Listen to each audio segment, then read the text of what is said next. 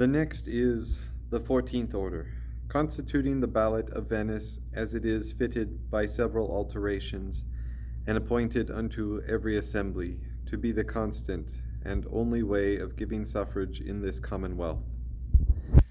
This is the general order, whence those branches of the ballot, some whereof you have already seen, are derived, which with those that follow were all read and debated in this place at the institution, when my lord Epimonus de Garula, being one of the councillors, and having no further patience, though the rules were composed by the agent of this commonwealth residing for that purpose at Venice, then to hear the direction for the parishes, stood up and made way for himself in this manner.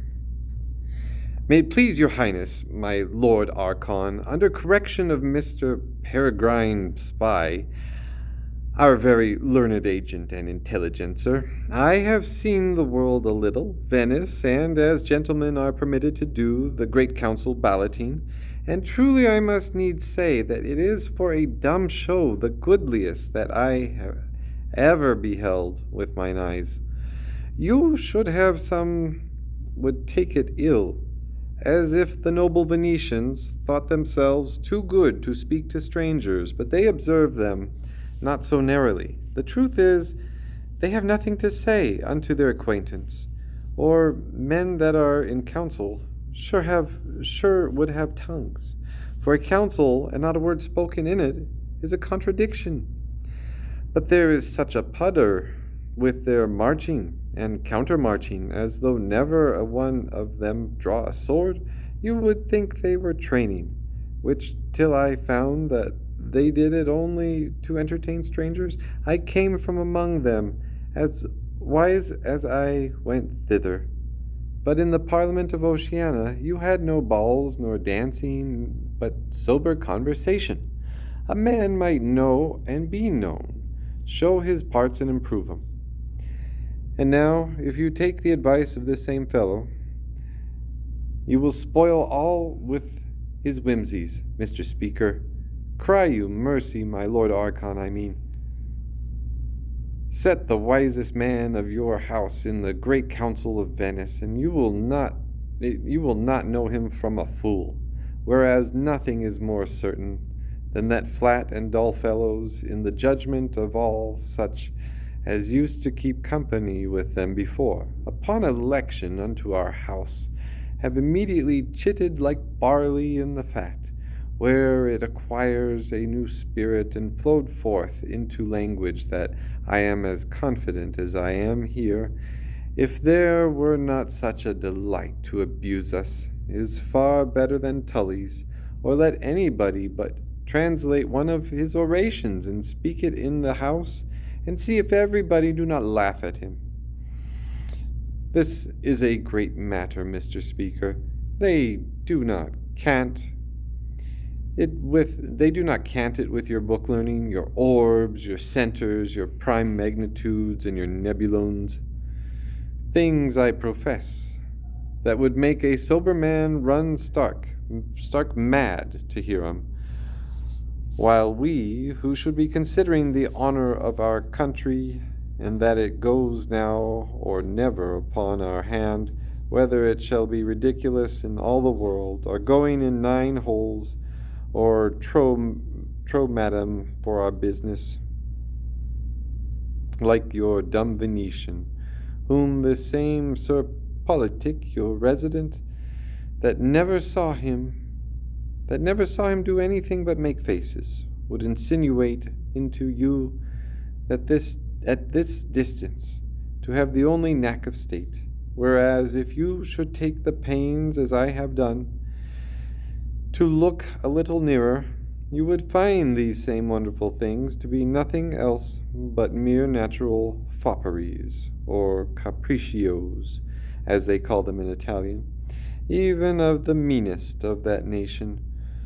For put the case, you be traveling in Italy, ask your contadino that is the next country fellow you meet some question, and presently he ballots you an answer with a nod, which is affirmative, or a shake with his head, which is the negative box, or a shrug with his shoulder, which is the bosolo di non sinceri. Good. You will admire Sandys for telling you that Grotto di Cane is a miracle, and I shall be laughed at for assuring you that it is nothing else but such a damp continued by the neighborhood of certain sulphur mines, as through accidental heat doth sometimes happen in our coal pits. But ingratitude must not discourage an honest man from doing good. There is not, I say, such a tongue-tied generation unto heaven as your Italian, that you should not wonder if he makes signs. But our people must have something in their diurnals. We must ever and anon be telling 'em our minds, or if we be at it when we raise taxes like those gentlemen with a finger and a thumb, they will swear that we are cut purses. Come, I know that I have heard 'em say, when some men had money, that wrought hard enough for it, and do you conceive that they will be better pleased when they shall be told that upon like occasions you are a mumchance or a stool ball? I do not speak for myself, for though I shall always acknowledge that I got more by 1 year's sitting in the house than by my 3 years' travels, it was not of that kind. But I hate that this same spy, for pretending to have played at billiards with the most serene Commonwealth of Venice, should make such fools of us here, when I know that he must have had his intelligence from some corn-cutter upon the Rialto, for a noble Venetian would be hanged if he should keep such a fellow company. And yet if I do not think he hath made you all dote, never trust me. My Lord Archon is sometimes in such strange raptures. Why, good my lord, let me be heard, as well as your apple squire. She hath fresh blood in her cheeks, I must confess, but she is but an old lady, nor has he picked her cabinet.